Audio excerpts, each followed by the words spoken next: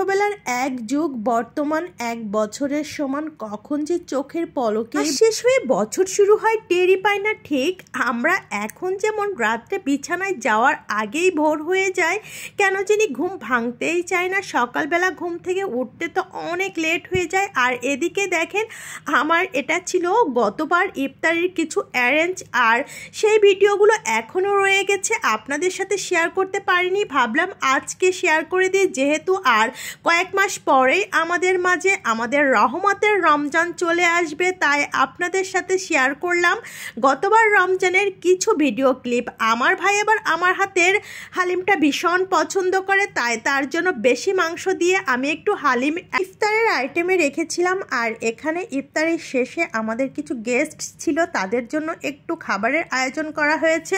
আর এদিকে আমার মামুনি তো আমার জন্য রান্না বান্না করছে। দেখেন কত আয়োজন করছে, মায়ের জন্য ডিম পোচ, আলু, পেঁয়াজ, মজার মজার আইটেম। এখানে দেখেন কি সুন্দর রেসিপি করছে সে, আমাকে বারবার বলছে মাম্মা তোমার জন্য আমি রেসিপি করছি। দেখো চিংড়ি মাছ ফ্রাই, আলু আর পেঁয়াজের রেসিপি, ডিম পোচ, কিভাবে যে মজা করে রান্না করছে, অনেক এনজয়ও করছে।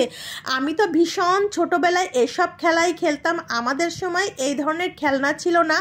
হাঁড়ি পাতিল দিয়ে আমরা অনেক বেশি খেলা করতে পছন্দ করতাম। আমি যখন মেলায় যেতাম তখন আমার নানু ভাইয়ের সাথে ব্যাগ ভর্তি করে মাটির হাঁড়ি পাতিল কিনে নিয়ে আসতাম, আর সেগুলো দিয়ে স্কুল থেকে এসেই ওই মাটির হাঁড়ি পাতিলগুলো দিয়ে খেলা করা শুরু করে দিতাম। আর ছোটোবেলায় কিন্তু আমি একেবারেই খেতে চাইতাম না, সারাক্ষণ শুধু খেলনাবাটি খেলনাবাটি। আজকেও আমার আম্মা যখন ভাত খাচ্ছিল তখন বলছিল আমার নাকি ভীষণ খেলার নেশা ছিল, খাওয়া দাওয়া কিছুই লাগতো না, শুধু খেললেই আমি নাকি অনেক হ্যাপি থাকতাম। আর এদিকে দেখেন আমি কিন্তু রাতের রান্নাটা চুলোর উপরে বসিয়ে দিয়েছি। এখন যেহেতু শীতকাল, শীতের সবজি দিয়ে আর রাতের ডিনারটা সেরে নিব। আমি শীতকালে ম্যাক্সিমাম টাইমে রাতের বেলা একটু সবজি রাখার চেষ্টা করি।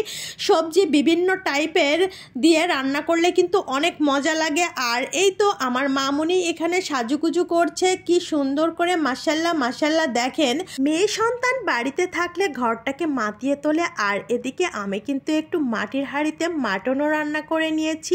মাটনটা অনেক বেশি মজার ছিল। আর আরিশা যেহেতু মাটন খায় না, দ্যাটস ওয়াই আমি তার জন্য চিকেন বিরিয়ানি রান্না করেছি। আর এই চিকেন বিরিয়ানিটা ও একটু পছন্দ করে, এর জন্য মাঝে মধ্যেই ওর জন্যই আমি এই চিকেন বিরিয়ানিটা করে থাকি। আর এদিকে মেয়েকে নিয়ে চলে আসলাম ছাদে। ছাদের পরিবেশটা দেখতে ভীষণ ভালো লাগছিল। কার কার আমার ভিডিওটা ভালো লাগে অবশ্যই কমেন্টসে জানিয়ে যাবেন। আর এটা কিসের ডিম সেটাও কিন্তু কমেন্টসে জানাতে ভুল করবেন না। ভালো লাগলে শেয়ার করবেন। আজকের মতো এখানেই।